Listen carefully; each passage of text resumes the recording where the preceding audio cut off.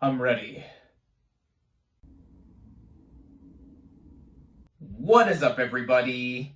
Random Man here, bringing you my review for El Camino, a Breaking Bad movie.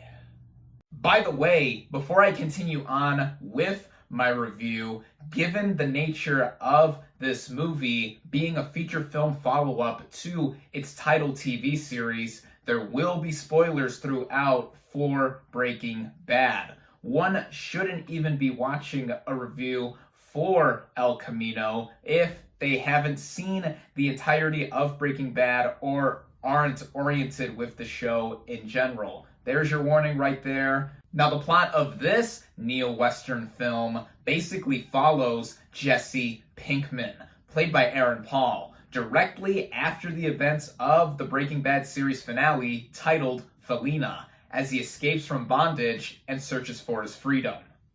Going into this movie, there was quite a bit of anticipation on my end, as this is a feature film sequel to Breaking Bad. This TV series needs no introduction. What can I say about this show that hasn't been said already many times over? I'm mainly a movie guy, as many of you can tell, given how I mostly review movies here on my channel. But in the select few TV series that I have seen, I do concur with everyone else in saying that this is one of the best dramas I've ever seen, period. And this includes between television and film. Just everything about it coming together. There really isn't much I can say that hasn't been emphasized with how this show has run its course. And that at first seemed like the case 6 years ago when this show ended. But there were murmurings of a feature-length follow-up to Breaking Bad after the series ended. And given how this movie was apparently shot in secret, this was something that did have my interest, as I knew it was coming out, but I didn't know how soon. That is until we got a teaser for this film a few months ago, and that it will be dropping on Netflix. Starting out with the cast and their performances, we have, again, Aaron Paul as Jesse Pinkman. He was easily among the best characters on Breaking Bad, and in my opinion, the most sympathetic after he goes through hell and back through the entirety of the show, and by the time the series ends and he is free from all the hell that he endured during the last part of the final season, it was quite cathartic to say the least. And given how this feature film follow-up literally follows Pinkman after the events of Breaking Bad, this was something that did have me real interested to see play out, as basically every other character on the show had their loose ends tied except for him. And with Paul returning to his character of Jesse and acting as one of this film's producers, he slips back into the role like a glove. He gives another prime performance here. And with him in El Camino in particular, he shows off a lot of range here as the movie slips back and forth between events that took place in between Breaking Bad itself and in the present timeline of El Camino, picking up right after the end of the show. And you see the amount of turmoil in his head that he has gone through, and externally too. This guy is clearly suffering from PTSD for being held in captivity by those neo-Nazis for about a year, and he doesn't know how to adjust necessarily after escaping. It's clear that he's happy that he's out of there, but he doesn't know whether to cry out of relief or, oh man, I have more on my plate, which is clearly the case as the rest of the movie does show. Given how this is a feature film sequel to Breaking Bad, there are quite a number of appearances from various characters across the show, whether or not they ended up dead by the end of the series, and they range from either having straight up cameos or major to minor supporting roles. Some of the minor supporting performances include the likes of Skinny Pete and Badger, as played by Charles Baker and Matt Jones, respectively. These guys are friends of Jesse's, of course, and their banter back in El Camino is shown on full display for the screen time that they did have. And then some of the major players here in the supporting department do include people like Jesse Plemons as Todd. He shows up for some flashback sequences, and like the rest of the cast here in reprising their roles, he slips back into the character very effectively. And then the cameos here, I'm not going to give away in case you haven't seen this film already, even though it's readily available on Netflix. I will say, though, that some of these actors have changed a bit in their external appearance in the years since Breaking Bad's finale, but that didn't bother me in the slightest, as when the performances were shown, it got me back into the world that this series has been so eloquently created years and years ago. Regardless of the role, I think everyone here gives their A-game performance-wise, but of course, it is Aaron Paul as Jesse Pinkman returning here for another noteworthy turn. The writing of this film makes it very clear that this is an extended epilogue to Breaking Bad, as it picks up literally seconds after we see Jesse getting away in the El Camino that he was driving upon escaping the compound after all those neo-Nazis were killed by the legendary Walter White, and then he ended up dying too. Just like with the show, this movie was written, produced, and directed by Vince Gilligan. What he does is make for a very introspective look at Jesse after Breaking Bad and what he has to do to start his life anew and get through everything without himself being caught by the police or killed. And a lot of it is told through flashbacks from moments of Breaking Bad that us as an audience didn't get to see in between certain episodes, but they emphasize the spirituality within Jesse that he is recollecting as he is pushing himself to continue on. Gilligan has not lost a single ounce of his touch in terms of his brilliant storytelling.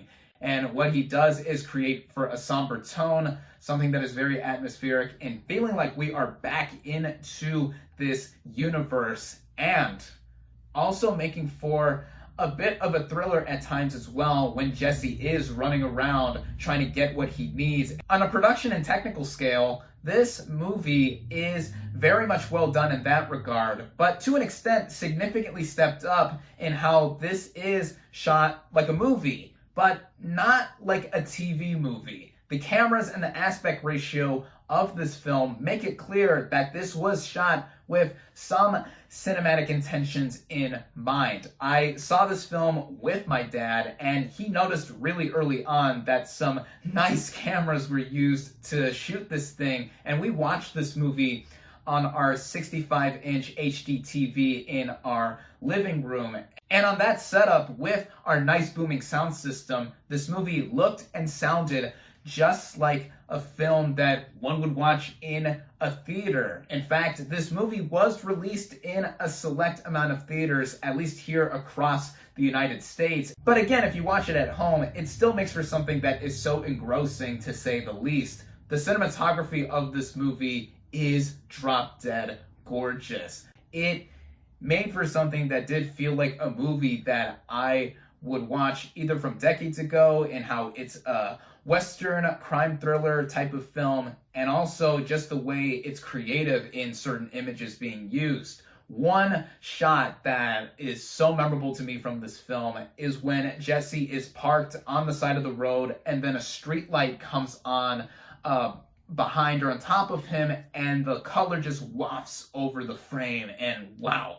The editing deserves a special mention too, as the way certain scenes either transitioned or are timed out, I felt it was just about right. Going into the pacing of this movie too, running at about 2 hours, and even how this thing goes back to its Breaking Bad roots with a certain edits being intercut and used. Like one edit early on I thought was really cool, and my dad noticed it as well, him being a big fan of Breaking Bad too, and he said, yeah, it felt like something that Breaking Bad would do. And when you see this film, or if you've seen it already, you know that specific edit I'm talking about within the first 5 minutes. And then there's also the original score. Like many people in front of and behind the camera, Dave Porter returned from Breaking Bad to score El Camino, and the music here felt very much like we were back into this universe again, and also it being that kind of ambient score that is emphasized during some big moments, and also didn't feel intrusive in even some of the more quiet and more meditative moments of the film. It felt like it supplemented what was going on, given how this is mainly about Jesse and him being in almost every scene of this film and going through his own inner and outer journey.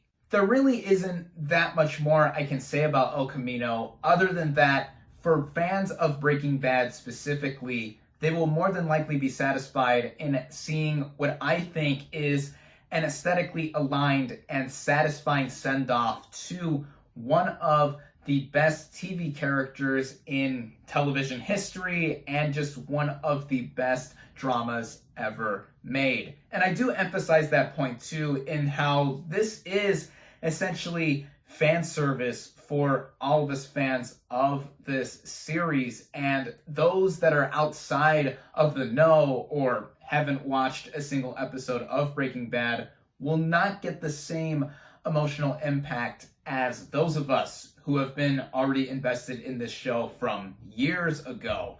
I will say that in theory, one could watch some of the recaps that I've Googled and YouTubed all over the place to get me back to remember certain key points of the show, and then watch this film getting something out of it. But again, it really does depend on how much you were invested with Breaking Bad in the first place. There's also the matter of how essential this film feels in connection to Breaking Bad, as I felt that in its entire 5-season run, the way it permeated and ended, it was just about right, and it didn't feel like a show that needed to extend further and further and further, like a lot of current TV shows are doing, and extended their overlong welcome. But again, I think that the majority of fans will be satisfied with what is shown here, and it's not like this movie, as a movie on its own and as a follow-up to Breaking Bad, is void of substance. No,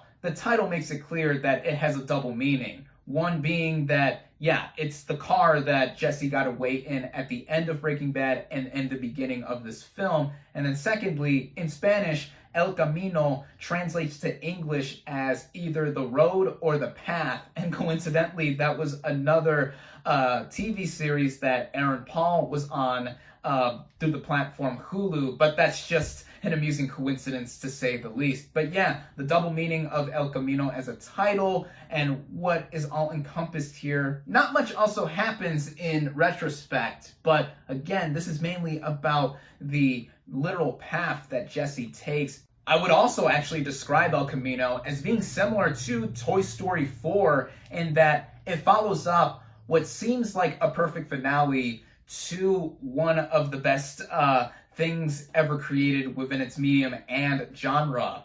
But also, it supplements what extended arcs were to be shown and had, with a character specifically that goes into an overall theme, what is associated in their respective IPs.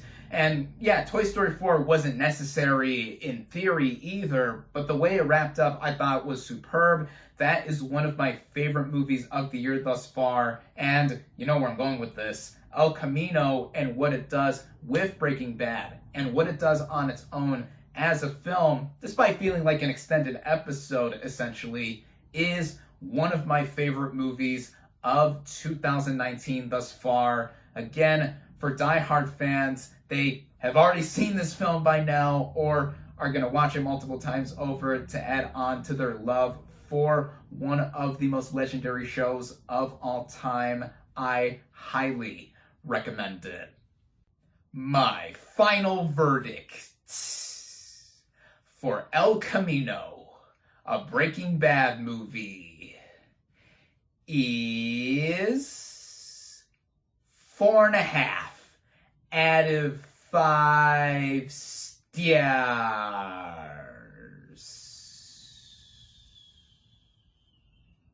Thank you all, as always, for watching. Be sure to like this video, comment on what you thought of El Camino, a Breaking Bad movie. Social media links in the description. Subscribe to my channel for more, and I'll catch you on the next movie review.